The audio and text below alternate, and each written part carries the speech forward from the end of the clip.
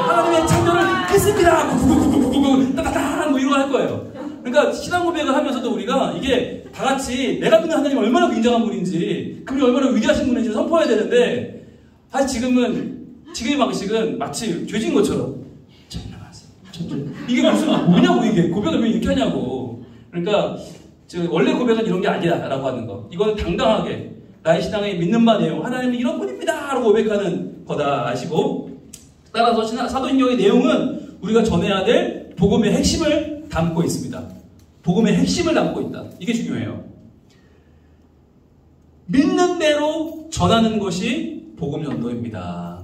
그러니까 믿는 건 뭘로 믿어요? 사도신경으로 믿어. 근데 전하는 건 사도신경을 안 전해. 그러면 믿는 대로 전하는 게 아니라는 거죠. 복음의 핵심인 사도신경, 믿는 대로 전하자. 그래서 보세요. 나는 전능하신 아버지 하나님, 천지의 창조주를 믿습니다. 이 부분은 누구에 대한 고백일까요? 성부 하나님이죠. 성부 하나님에 대한 고백입니다. 근데 이게 생각보다 짧아요. 한 줄로 끝나버려요. 그 다음에 많은, 하나, 둘, 셋, 넷, 다섯, 6줄이 누구예요? 성자 예수님에 대한 내용이죠. 나는 그의 유일하신 아들, 우리 주 예수 그리스도를 믿습니다. 그는 성령으로 잉태되어 공중의 마리아에게 나시고 본디오 빌라도에게 고난을 받아 십자가로 못 박혀 죽으시고 장사된 지 4일 만에 죽은 자 가운데 다시 살아나셨으며 하늘에 오르시어 전능하신 아버지 하나님 우편에 앉아 계시다가 거기로부터 살아있는 자와 죽은 자를 심판하러 오십니다. 까지. 왜 길까요? 왜 길까요? 여기에 단어마다 이단들이 매달려 있어요. 단어마다. 무슨 얘기냐면 여기를 다 이 6줄을 다 동의하는 교회가 참 교회고 이 중에 하나라도 빠지면 유일하신 아들, 왜 유일해? 예수님이 나도 예수야 라고 하는 통일교가 있고 신천지가 있고 그런 데서는 이걸 안 받아들이는 거죠. 유일하신 아들 아니야 라고 하는 거죠. 주 예수 그리스도를 믿습니다. 여기도 주 예수 그리스도 아니야. 그분은 그냥 선지자야 라고 하면 이슬람이 되는 거죠.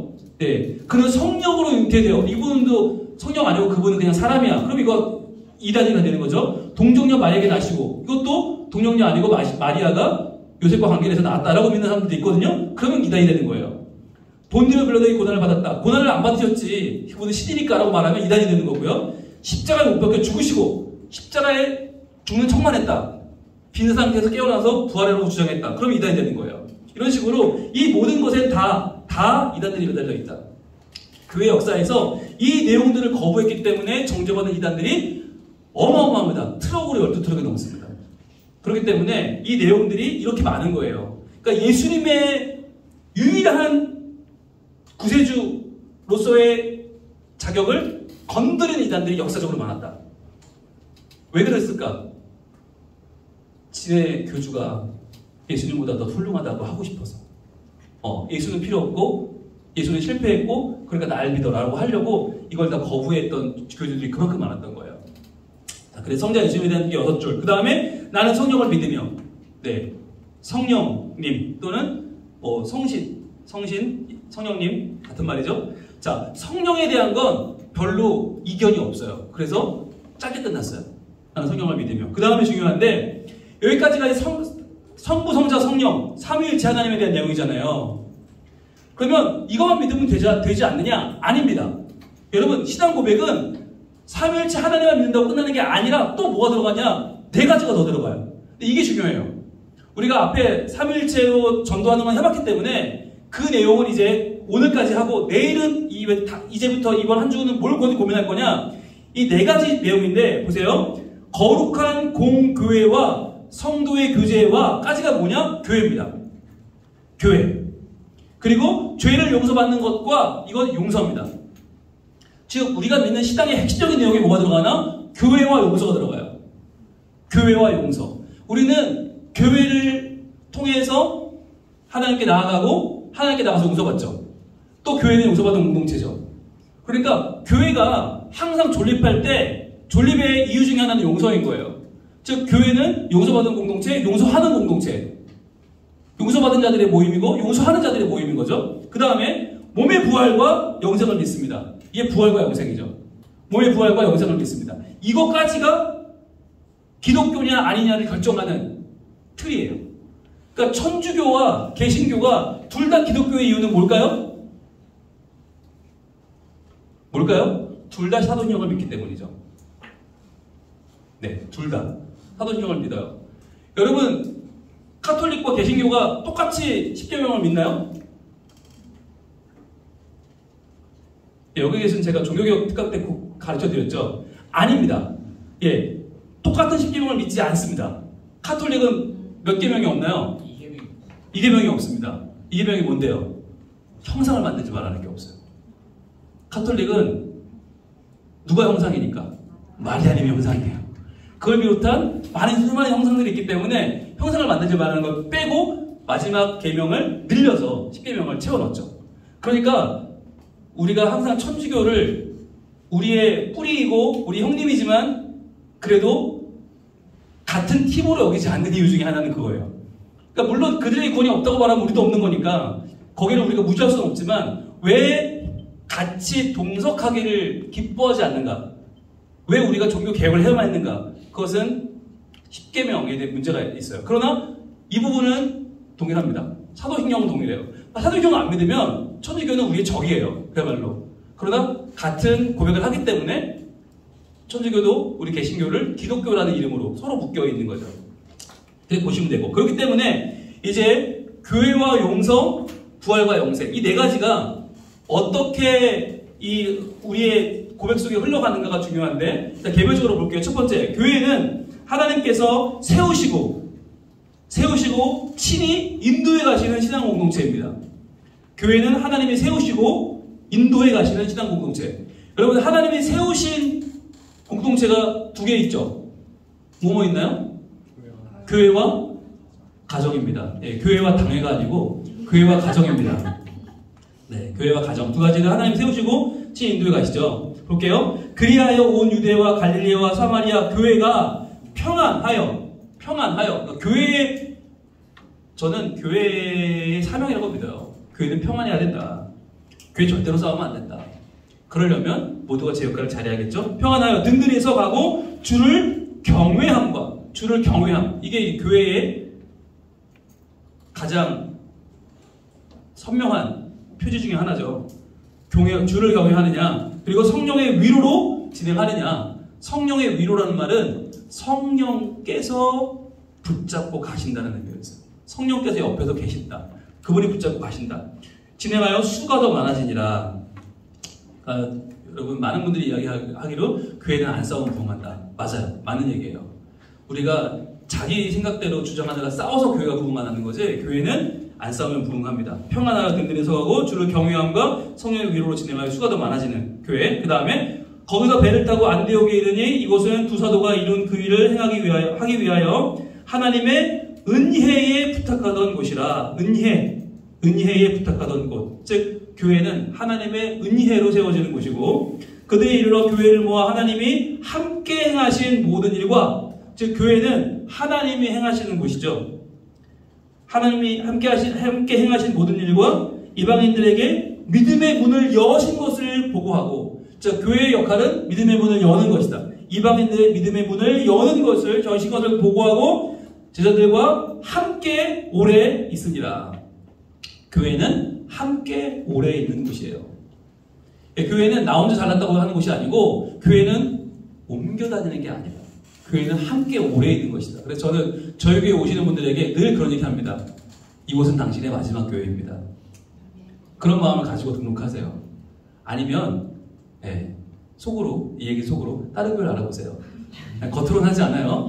그러나 이 교회는 당신의 마지막 교회입니다. 라고 강조를 하죠. 자, 두 번째, 용서. 용서는 뭐냐? 5번. 하나님께서 죄인인 우리를 부르시는 넉넉한 사랑의 부르심이에요. 부르심. 용서는 부르심이다. 용서는 셀프로 하는 게 아니죠. 누군가가 나를 불러주시는 것, 나를 안아주시는 게 용서다. 자, 악인은 그의 길이 뭐예요? 길이 인생이에요. 살아온 인생, 그의 길을 불의한 자는 그의 생각을 버리고. 여러분, 뭐가 더 근원적일까요? 길일까요? 생각일까요? 생각입니다. 생각에서 길이 나옵니다. 행위가 길이고 행적이 길이라면 생각에서 나오죠. 그러니까 그의 생각을 버리고, 그의 길을 버리고 여호와께로 돌아오라. 여러분, 우리가 그런 얘기 하잖아요. 사람 고쳐 쓰는 거 아니다. 왜 그럴까요? 얼마나 많이 당했으면 그럴까요? 성경은 뭐라고 하세요? 성경은 용서를 말씀하세요. 용서. 그 용서는 그 사람이 바뀌어서가 아니에요. 하나님의 품이 큰 거예요. 성경은 한 번도 네가 변해서 오라고 하지 않아요. 무조건 받아줄 테니 오라. 이게 하나님의 말씀이에요. 그런데 올 때 흑투성이 진흙투성이로 오지 말고 너의 생각과 길을 버리고 달려와라 라고 하시는 거죠. 그런 다음에 그리하면 그가 긍휼히 여기시리라. 긍휼히 여기신다는 거, 이 용서죠. 우리 하나님께로 돌아오라. 그가 너그럽게 용서하시리라. 너그럽게. 즉 용서할 때 예수님이 이름 없이 7번을 말씀하신 이유는 제한 없이라는 뜻이죠. 너그럽게. 누구라도. 여러분, 이런 용서를 받아보셨어요? 이런 용서를 받아본 사람은 정말 이전과는 같을 수가 없겠죠. 이전과는 다른 사랑을 우리는 경험할 수밖에 없어요. 그렇게 고백하며 살게 되고, 내가 내게 내 언약을 세워. 언약을 세워요. 여러분, 언약이라는 게 뭐냐면 쌍방이 아니에요. 항상 성경은 일방적인 언약을 말씀하세요. 하나님이 우리를 지을 때 우리랑 무슨 물어보고 지었어요? 아니에요. 하나님은 일방적으로 지으셨고, 일방적으로 복을 주셨고, 일방적으로 사랑하셨어요. 그러니까 우리가 감당할 수 없는 이 사랑을 주시는 이유는 뭐냐? 이 언약은 일방적이다. 자, 그래서 언약을 세워 내가 여호와인 줄 내가 알게 하리니. 이게 목적이죠. 그 무한한 사랑을 통해서 용서를 통해서 하나님의 그 언약의 용서로 우리에게 하나님인지 알게 하시고 이는 내가 내 모든 행한 일을 용서한 후에 자 용서하면 우리가 세 가지 반응을 하게 돼요. 용서받은 자의 세 가지 반응은 첫 번째 기억하게 돼. 그 용서를 잊지 못하죠. 너무 강렬하니까 받은 용서를 계속 기억하게 되고 기억하기 때문에 그 다음 뭐예요? 놀라고 기억하며 놀라고. 이게 너무 크니까 용서가 너무 크니까 내가 어떻게 용서받았지? 기억할 때마다 놀라게 되고 마지막으로 부끄러워서 다시는 입을 열지 못하게 하려 함이니라. 이게 용서받은 자의 세 가지 반응이에요. 기억하고 놀라고 부끄러워서. 그러니까 용서를 받으면 정말 그 용서를 크게 받으면 내 자신이 너무너무 부끄러워지는 거죠. 그러니까 이전에 살던 대로 살 수 없는 거죠. 새로워질 수밖에 없는 거죠. 왜? 너무 놀랍고 너무 부끄러워서. 이게 용서받은 자의 세 가지 표지죠. 자, 주 여호와의 말씀이니라. 이게 에스겔 16장이 말하는 용서입니다. 하나님 이런 분이다. 그 다음에 부활에 대해서 부활은 우리가 전해야 될 가장 중요한 복음이자 소망의 소식이죠. 네, 가장 중요한 복음이자 소망의 소식이 바로 부활입니다. 항상 우리와 함께 다니던 사람 중에 하나를 세워 우리와 더불어 예수께서 부활하심을 증언할 사람이 되게 하여야 하리라 하거늘. 자, 가룟유다가 죽고 나서 그 자리에 마띠아를 뽑잖아요. 뽑은 이유가 뭐냐? 예수께서 부활하심을 증언하려고. 즉 그러니까 예수님의 제자는 뭐 하는 사람이에요? 부활을 증언하는 사람이에요. 오늘날도 우리가 무리가 아니라 제자의 이유는 뭐예요? 예수님의 부활하심을 증언하기 때문이에요. 그러니까 우리의 증언의 핵심은 부활이다. 그러니까 첫 번째 핵심은 교회죠. 교회. 두 번째 핵심은 용서고 그 다음 세 번째 핵심은 부활이에요. 부활. 우리 주 예수 그리스도의 아버지 하나님을 찬송하리로다. 그가 많으신 긍휼대로 예수 그리스도를 죽은 자 가운데서 부활하게 하심으로 말미암아. 이게 고백이에요. 이게 바울의 틈만 나가는 고백이고 베드로의 고백인데요. 부활하게 하심으로 말미암아 우리를 거듭나게 하사. 자, 부활하셨으니까 우리를 거듭나게 할 수 있는 거죠. 본인이 부활하셨기 때문에 우리를 거듭나게 할 수 있는 거예요. 아니, 죽은 분이 부활하시는데 살아있는 사람은 어떻게 거듭나게 못해요? 할 수 있죠. 거듭나게. 자, 우리를 거듭나게 하사 산 소망이 있게 하시며. 자, 산 소망. 바로 예수의 부활이 우리에게는 산 소망이 된다는 거죠. 썩지 않고 더럽지 않고 쇠하지 아니하는 유업을 있게 하시나니. 유업이 있다. 즉 예수님의 부활이 그분으로 끝나는 게 아니라 이어진다는 거잖아요. 우리한테 이어지는 유업. 그래서 그 부활이 우리에게는 다시 한번 살게 하고 곧 너희를 위하여 하늘에 간직하신 것이라. 부활을 세상에 손못대는 이유는 부활의 능력은 하늘에 담겨있기 때문입니다. 자, 마지막으로 네 번째 영생이죠. 7번. 영생은 하나님이 받으라고 명령하신 특별한 복이요 우리가 바랄 궁극적인 지혜입니다. 자, 영생은 복입니다. 우리가 누릴 가장 큰 복은 돈이 아니라 지위가 아니라 영생입니다. 영생. 그러니까 영생이 우리 전하는 메시지 결론인 거예요. 영생. 왜? 그게 가장 큰 복이고 지혜니까. 헐몬의 이슬이 시온의 산들에 내림받도다. 거기서 여호와께서 복을 명령하셨나니 곧 영생이로다. 영생은 복입니다. 여러분, 우리의 메시지가 엉뚱한 복으로 가면 안 됩니다. 나 봐봐, 예수 믿고 성공했잖아. 너도 예수 믿으면 택다 부자가 될 거야. 예, 여러분 책임질 수 없는 말은 하지 마세요. 그죠?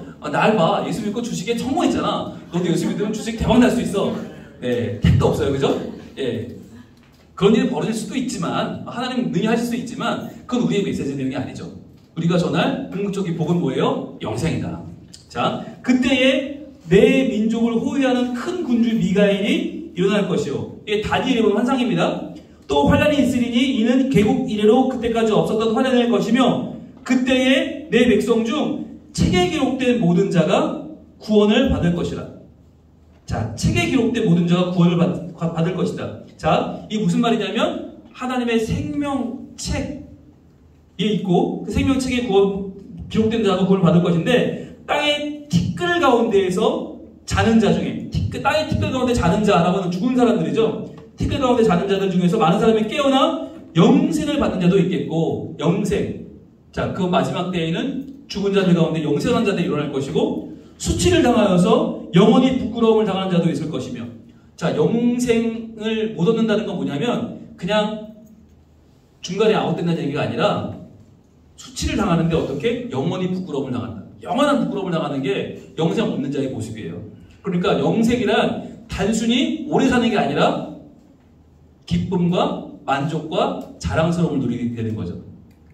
그래서 영생이란 길이의 개념이 아니다. 깊이의 개념이다. 영생은 깊이다. 그래서 하나님 안에서 기쁨과 자유와 만족을 누리는 것이 영생이죠. 그래서 지혜 있는 자는 궁창의 빛과 같이 빛날 것이요. 이 지혜가 뭐예요? 영생입니다. 영생을 누리지 못하는데 지혜 있는 자가 어디 있어요? 영생이 지혜다. 근데 지혜 있는 자는 궁창의 빛과 같이 빛날 것이요. 많은 사람을 옳은 대로 돌아오게 한 자는, 돌아오게 한 자. 이 옳은 데는 어디예요? 이게 영생이에요. 영생의 삶으로 돌아오게 한 자는 별과 같이 영원토록 빛나리라. 라고 하는 말씀으로 다니엘서는 이야기하고 있죠. 영원토록 별과 같이 빛나는 게 뭐예요? 영생입니다. 영생. 그래서 영생이란 길이의 개념이 아니라 자랑스럽고 행복하고 기쁜 자유를 누리는 것이다. 자, 그렇다면 8번 교회와 용서, 부활과 영생을 연결하면 복음의 메시지가 완성이 됩니다. 여러분 이번 과의 과제는 처음으로 본문이 없어요. 본문이 없는 대신 뭐가 있나? 중요 개념이 등장합니다. 이 네 개념으로 여러분이 복음을 전하게 되는데 세 가지 스타일이 있다고 했죠? 자, 첫 번째 뭘까요? 권유형입니다. 권유형. 써보세요. 권유형. 권유형이란 뭐예요? 상대방의 입장을 중시하고 권면하는 것을 권유형이라고 하죠. 자, 여기 중심사상을 뭐로 잡았나? 하나님의 자녀라고 잡아봤어요. 그럼 어떻게 이 권유를 하면 되는가? 이런 방식으로 하시면 됩니다. 첫 번째, 하나님은 우리를 사랑하셔서 하나님의 자녀들인 교회로 불러주십니다. 인간은 누구나 죄가 있어서 하나님을 알지 못하고 죄를 범하며 거역하지만 회개하고 돌아오면 누구나 용서받고 하나님의 자녀가 될 수 있습니다. 그 다음 세 번째, 하나님의 자녀는 죽음을 두려워하지 않습니다. 죽어도 다시 사는 부활의 사람으로 살아갑니다. 네 번째, 당신도 지금 하나님을 영접하고 하나님의 자녀가 되어 영생을 누리지 않겠습니까? 라고 이제 메시지를 하는 거죠. 여러분, 이 메시지를 그대로 읽으면 전도 메시지가 돼요. 복음 메시지가 돼요. 그런데 나도 모르게 뭘 얘기했어요? 네 가지? 교회와 용서와 부활과 영생을 이야기했죠. 그런데도 중심사상이 흐트러지지 않았죠. 중심사상은 하나님의 자녀. 우리를 자녀 삼으시는 하나님이 흐트러지지 않았어요. 이렇게 이번에 여러분이 하시는 거예요. 두 번째, 고백형이 있겠죠. 고백형. 고백형은 뭐라고요? 나의 경험과 변화를 간증하는 형태죠. 나 봐봐, 나 이렇게 살았어. 이걸 간증하는 형태 고백형인데 중심사상은 부족한 나라고 적었어요. 부족한 나. 보세요. 첫 번째, 저는 교회를 다니기 전까지 왜 살아야 하는지 모르고 방황했어요. 두 번째, 내가 함부로 살았던 날들을 그 누구도 이해하거나 용서하지 않을 거라고 생각했어요. 세 번째, 그런데 그런 못난 나를 위해 죽으시고 부활하신 예수님을 만난 후로 소망이 생겼어요. 네 번째, 결론. 이제 나는 예수님의 사랑 안에 영생을 사는 사람이 되었습니다. 이렇게 부족한 나도 사랑하시고 용서하신 예수님께 지금 당신을 그 예수님이 기다리고 계십니다. 자, 끝이 살짝 권유형처럼 끝났지만 그러나 전반적으로는 고백형이고 교회, 용서, 부활, 영생을 연결하면서 중심사상은 부족한 나로 했고요. 마지막으로 예화형입니다. 예화형. 예화형은 성경의 인물을 소개하면서 하나님의 일하심을 보여주는 형태죠. 중심사상을 사도 바울로 잡아봤어요. 성경에 나오는 유명한 사도 바울도요, 처음에 예수님을 모르고 교회를 싫어하고 핍박했대요. 하지만 예수님은 그런 사도 바울을 용서하시고 다메섹 도상에서 그를 만나주셨어요. 부활하신 예수님은 사도 바울의 눈을 새로 뜨게 해주시고 새로운 사명을 받게 하셨어요. 이제 예수님을 믿게 된 사도 바울은 영생의 소망을 전하는 예수님의 사도가 되었답니다. 자, 이렇게 전하는 거예요. 아니, 지난번 연락조에 그 써신 글에 보니까 사례가 없어서 어려우시죠? 라는 말이 있길래 사례를 드리면 좀 여러분 쉽게 하실까 싶어서 사례를 드렸는데 이렇게 친절한 강사에 대해서 여러분 이 반응은 상당히 사례를 또 드려도 자, 여러분 잘할 수 있겠죠? 네, 자, 넘겨보겠습니다. 자, 과제. 위의 세 가지 유형 중 한 가지 복음 전도의 유형을 정해서 교회, 용서, 영생, 부활. 또 바뀌었네요. 부활, 영생이죠. 교회, 용서, 부활, 영생의 요소를 적절히 활용한 복음전도 메시지를 작성해 보세요. 그랬습니다. 자, 여러분 뭐가 필요할까요? 깊은 묵상이 필요합니다.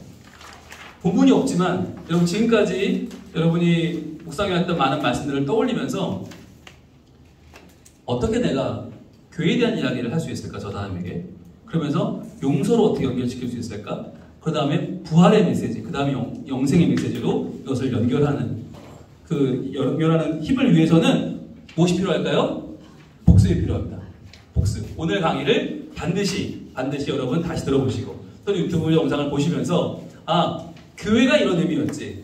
용서는 이런 의미였어. 아, 그래서 부활은 이런 힘이 있고 이제 영생은 이런 복이고 지혜지라는 건 여러분들 깨닫고 나서 전하시면 아마 상대방에게 이전에 여러분이 전하지 못했던 걸 전하실 수 있을 것이고 또 하나 더 중요한 건 여러분이 사도신경을 고백할 때마다 이 내용들 교회와 용서, 부활과 영생의 메시지를 떠올리시면서 여러분도 여러분이 믿는 바를 다시 한번 확인할 수 있고 그것을 또 전할 수 있는 힘이 여러분 안에 생겨나게 될 줄로 믿습니다. 네, 여러분 오늘도 파이팅 수고하셨고 이번 주도 파이팅. 여러분 나는 할 수 있다. 하나님께서 우리에게 할 수 있는 힘과 지혜를 주실 줄로 믿습니다. 수고하셨습니다. 감사합니다. 안녕히 계세요. 파이팅. 앉아. 파이팅.